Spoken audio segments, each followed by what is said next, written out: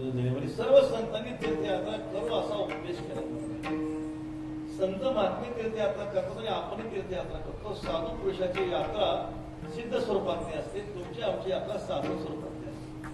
संत महात्मे यात्रा करतात तीर्थाला तीर्थत्व आणण्यासाठी, तुमची आमची यात्रा आपल्या अंतःकरण शुद्धीसाठी असते, साधू स्वरूपात.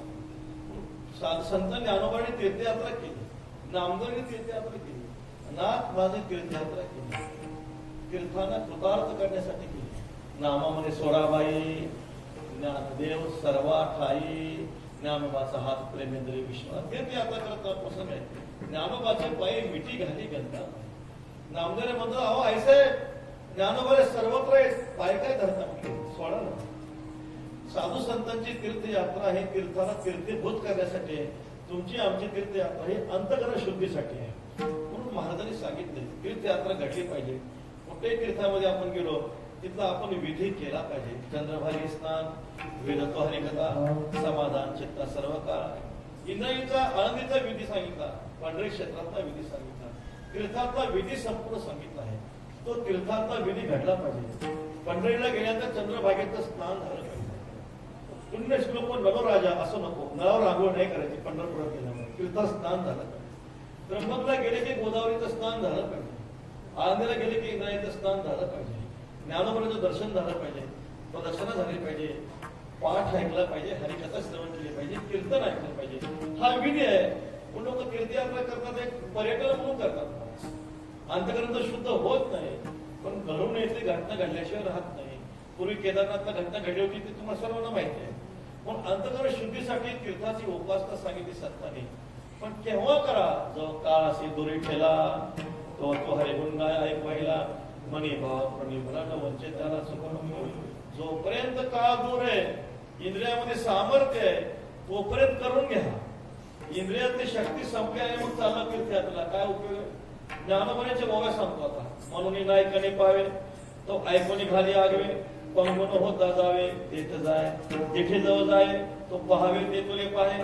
मुखत्वा दिवा जवाई सुभाषिते, हात होते खुळे पुढील मोठे कळे, करून निघाले सगळे दानादिके. तेव्हा ऐशी दशा येईल पुढे, ते मन होईल वेळे, तो चिंतून ठेवी चोखडे आत्मज्ञान.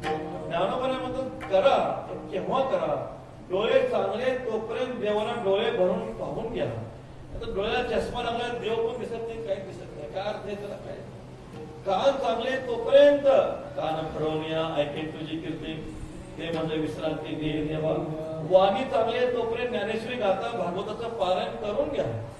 वाणी मुका झालो वाचा गेली, मग परत पारायण करता येत नाही, काय नाही. हात चांगले तोपर्यंत देवाचं पूजन, देवाचं दान धर्म करून घ्या.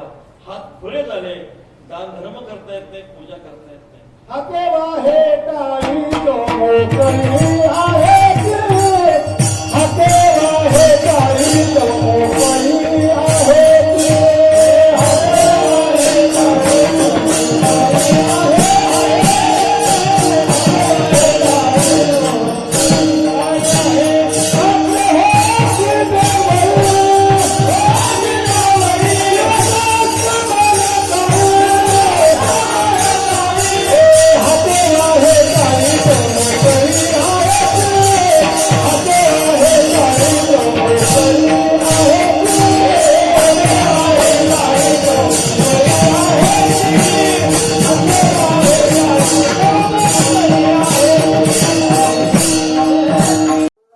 आमच्या चॅनल संत महिमाला सबस्क्राईब करून नोटिफिकेशन बेल दाबायला विसरू नका.